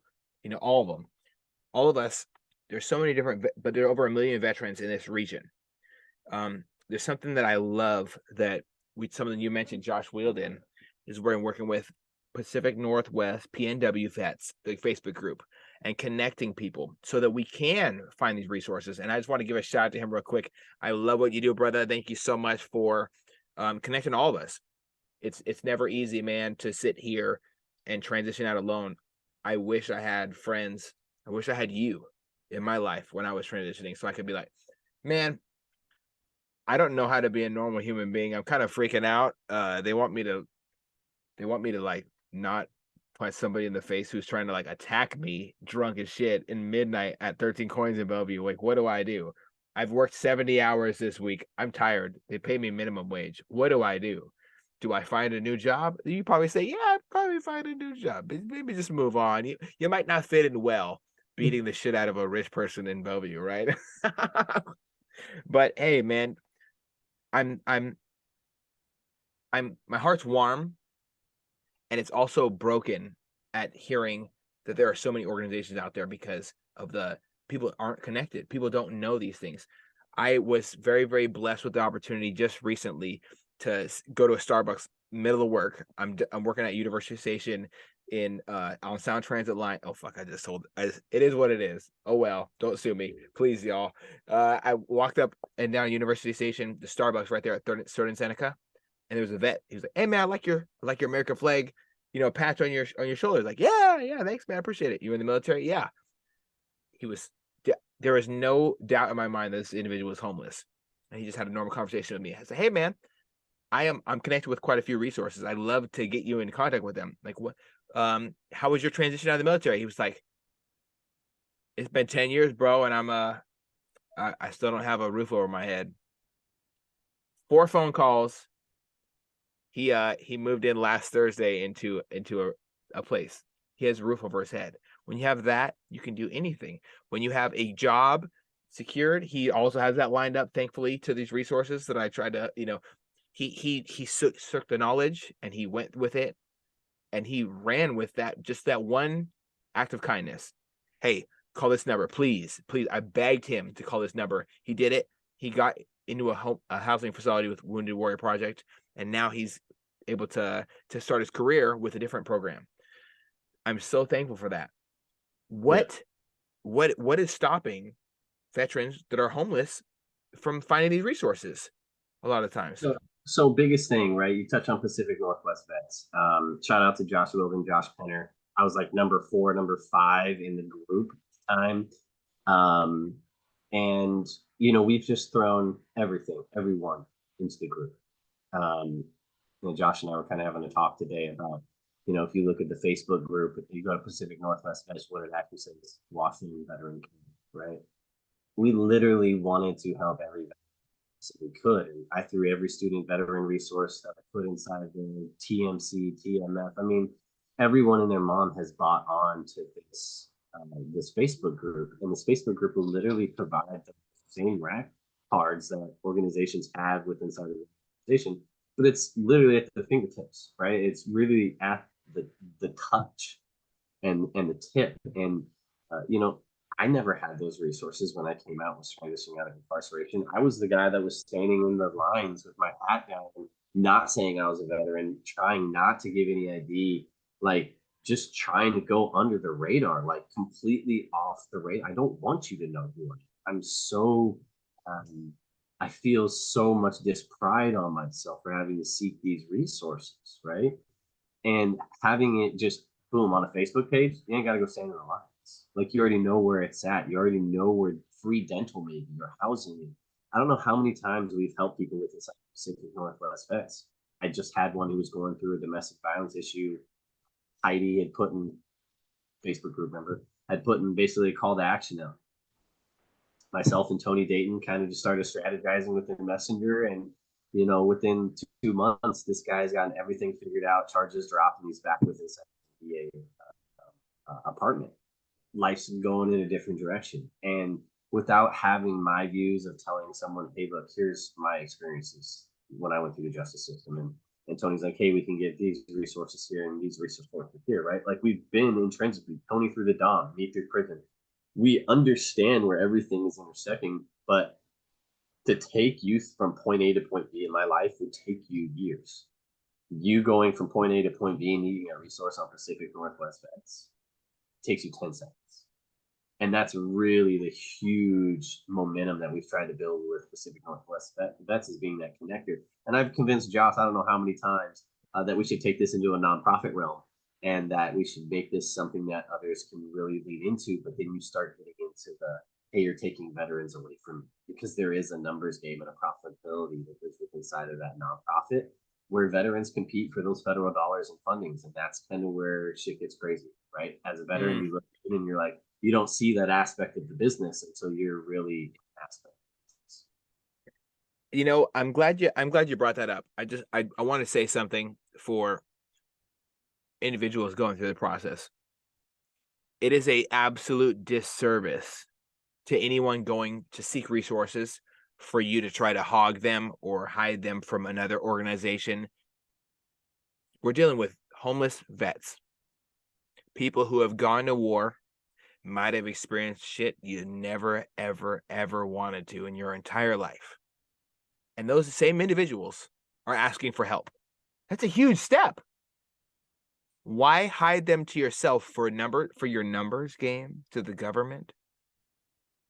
Shame on you. If this is you, shame on you. And I really hope it's not if you're listening to this, because damn, I mean, it's the it same thing must be that we hard to see sleep at night. it's the same thing that we see for private prisons or just prisons in general, right? There's a Mm, certain amount per head that we get. yes. Not saying that that's persistently a strenuous topic that we talk about with inside of veteran community services, but trust me, there's some benefits that exist to housing our nation's heroes. And what's to say that they shouldn't be housed? But to make it a profitable or an intrinsically designed system that someone's not making, tens of thousands of dollars off of placing a homeless veteran. No one's taking a trip to the Bahamas or, Tahiti. But at the same time, as a nonprofit, you exist to solve a problem. If you put your nonprofit out of business, it's because you've solved that community problem, right? We can see veteran homelessness start to go like this all the time, but when funding goes down, like then you're going to see homelessness go back up, like it Hmm. has. Suicide can go down, but homelessness is still at an all-time high. I don't know what anybody is saying or kidding. 1 in 4 in Tacoma alone are homeless veterans, and we have nowhere the resources for them. But if we make it a monopolized standard to where, hey, it's $500 a day for a veteran, and it only costs them $200 to house them per day, which is a lot of money if you think about it, then it becomes a profitable business to make sure that there's a homeless population that's persistent. And some veterans, to that point, they don't want the responsibility. They just want the disability check, have no responsibilities, and live homeless. And there's a magnitude of things that we could talk about there, but it just starts with jumping in, right? 100%, brother. It absolutely does. One thing I want to touch on is, God, it can be sometimes difficult talking about this. What would you say to anybody who is hesitant about seeking help? I can be honest, I've been prideful at times. It wasn't until just last year, I was sitting down in the same room I'm in right now with Jason Jarman, and he tells me, "Hey, you should file for disability, man. You got some fucking issues, dude. You shouldn't have gone through that alone, and you're still dealing with it alone. How the hell do you climb around inside of escalators with the shit you've had done in your life? Like, it's not sustainable." I didn't realize until last year where I tore my shoulder that I had some issues on, even more than that. And I did some serious soul searching, and I started reaching out for help. What would the average person do? What would you say to them if they were on the fence about asking for help? I'm probably the worst person to ask this question, right? Because in my whole life, helping the people that I've helped during that time, I was probably the person that needed the most, right? Uh, when I'm at some of the lowest points in my life, I'll be the person volunteering to my community because it makes me feel good to give back, but it doesn't address any problem. I could be living with inside of my car, homeless, still going to school, doing good grades, and slap hands with everyone and laugh. But eventually, I gotta retreat to the car and sit, think about life, right? Like for everyone, there has to be that snapping. There has to be a moment when you literally had enough. And that had enough is like had enough with relationships, enough financial responsibilities, had enough with faith. And once you kind of make that decision, like think the rest is history. But getting to the point is so much trauma, right? Is so much work. Uh, um, and it causes more pain sometimes trying to fix the whole thing. Um, yeah, it's a really hard topic to talk about, right? Because like there's not a solution that fixes everyone's problems. there isn't just one method that's like laid out from the VA and like, here you go, you're going to, or life isn't going to come at you sideways. Childhood trauma couldn't, come up, or combat stress couldn't come back up. Like, the solution is different for everyone. Absolutely, brother. And I'm thankful that you gave that answer. It's a generic ass question, and two, I really think it's important that everybody share their own perspective, because we all have different experiences. I'm not a good person to ask, what would you say to somebody who needs resources? I would defer you immediately to a multitude of the people who I know who can do it. And you know what? I could honestly say with confidence now, knowing what I know, and having said this before and had it come to fruition successfully for another individual.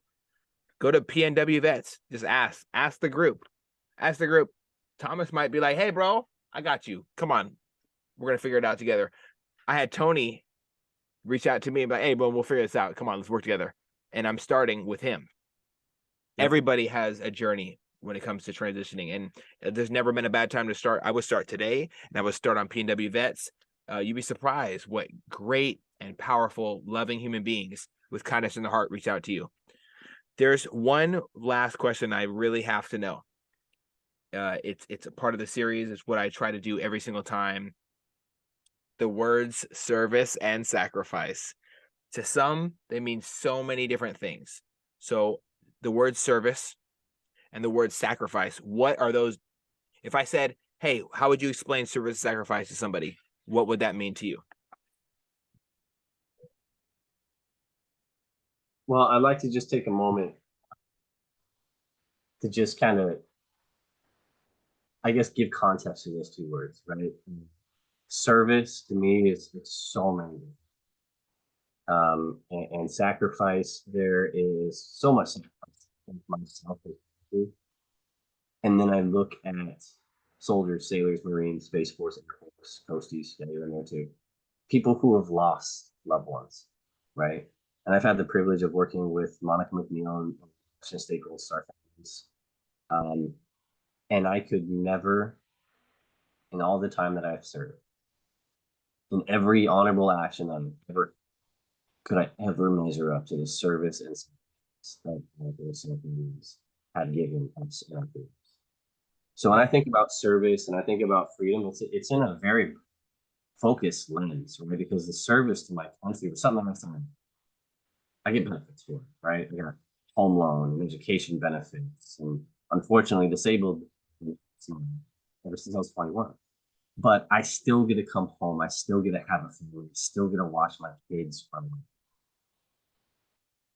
And that's a sacrifice that I think I've paid to my country. But I don't suffer silently and sometimes alone like Gold Star families do. And I don't say that to like push it off to like be some grandiose person or like, hey, my service didn't matter. No, my service mattered. I've been 100% disabled ever since I was 21 years old. Nothing's changed. The only thing that changed within that 17-year period was the percentage of my rating. My disabilities never, right? But my value for my service, my value for the sacrifices, quote unquote, I say that really hard, sacrifices that I had to make for 18 months or 6 years, right?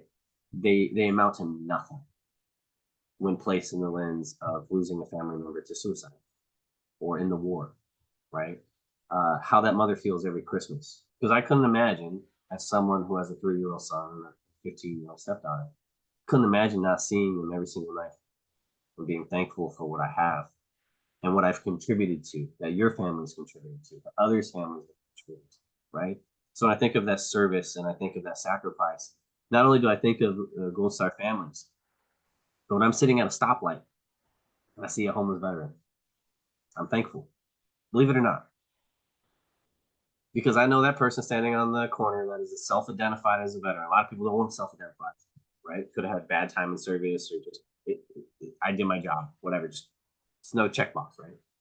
I know that veteran has made more sacrifices to me to give me the freedom to be able to judge him on the side of the road, because his service equaled the sacrifice that I'm not paying. I'm not sleeping on the side of the road. I'm thankful for his service because I want to be able to be free unless he was right next to me shooting the weapon.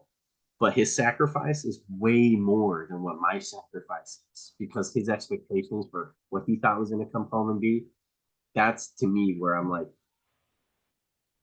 that's where I should be in service, right? Service, it wasn't just like in the service, it's in service to my community. It's showing that my kids have good role models and people that live within the community. It's showing that veteran, hey man, I may not give you money because I don't believe in giving you money here, because there's resources that are right down the road. But like, hey, I don't know how many times I've pulled off on the side of the road and just like, dude, tell me your story. Like, how are you here? I've met people who are 100% disabled, getting like $3,000 a month plus. They're living on the side of the road stacking cash because they don't want anything to do with responsibilities. And then I know people who have like 3, 4 kids that have tried to help them and get them out of poverty, and they just cool doing life, right? Or they want help. They just don't know where to start, and telling them where to start. Oh, you got a cell phone? Pacific Northwest Vets. Oh, you're right down the road from Tacoma Rescue Mission? Hey, man, 2 p.m. Show up, right? There's a veteran coordinator there. So for me, I think service and sacrifice is just the overarching thing for our country. Like, I'm grateful for my service. I made a lot of sacrifices, quote unquote. But there are so many battles that like we as a country give into, and that's, we don't honor people like Gold Star families enough. We don't honor our homeless veterans enough. Otherwise, they wouldn't be in that position. They wouldn't have those narratives. So I contribute a lot of my service and sacrifice to the people that I see in the community. So I know that may be like a kind of weird way to answer that question, but I don't think anything that I did in my life is weird or like special, or right. I signed a contract. But when I come home, am I able to bounce back? Am I supported? Do I see the damage that happened from the war as a veteran and continue to tell others in that 99% who are unlike me what that service and sacrifice means? I think that's my responsibility. Wow, brother. There's a lot to be said about what you just said, but I want to let those words kind of resonate with everybody as they resonate with me. One thing I would like to touch on that you did, you kind of removed you, and it's a selfless statement that you just made, and I agree with 100%. I find so much perspective from listening to other people's explanation of what those two words mean to them, and wow, it's no secret that you care so much about the rest of the world, man. It is there's absolute beauty that can be found within what you say. And I say absolute like black and white. Is plain old beautiful that you care about other human beings to stop on the side of the road and, hey, tell me what's going on. Hey, why don't you blow up? You providing resources from the human being. A hand up is much better than a handout any day. And I love that you agree with that way, and not just in words but in actions, because wow, we need more than that. We need more of that in the world. We need more of that throughout different areas. Tacoma especially, like we talked about, a huge homeless population of vets right there. Not people who smoke fentanyl in elevators and trash them and throw things at me while I'm working on the escalators. I'm talking about homeless veterans who just don't know what normal life is like after dealing with war.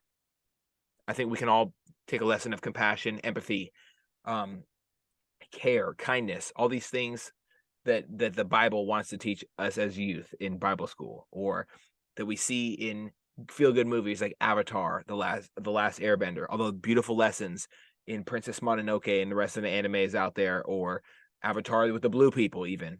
Every single story that we've learned from these beautiful war movies about taking care of your brother, it doesn't have to end just because our service does. And I think you exemplify that. And for that, man, I'm not gonna salute you because I don't do that shit, but I commend you. But I commend you, my brother. Thank you so much for your time. Thank you so much for sharing your story. Thank you so much for sharing your mindset, because the mindset is so much more powerful than our experiences, because we can continue to affect other human beings. So thank you, brother. Thank you so much for your time. Absolutely. Thank you. And I look forward to doing this again. And I also want to say a special thank you to everybody who's been listening so far. My lovely listeners, much love to all of you. Happy Friday, motherfuckers. I just want to say something to anybody who is listening to this and is going through a tough time. I want to remind you of something. The greatness and power that you have resonating with inside of you. It was instilled to you by your mother and father. It was instilled to you by your friends, your brothers and sisters, your teachers, your that random person who didn't know you were going through, but still gave you extra candy on Halloween because they wanted you to have a fun time because you're a child. Take that and apply it to everything else in your life. You're never alone. There's always something you can grow through instead of just go through. And no matter where you're at in life and no matter what you've gone through, you can always fight yourself back into a positive situation. So stay positive, my brothers and sisters out there. Much love to you all. Thank you for listening. And enough waffling from me. Bye bye.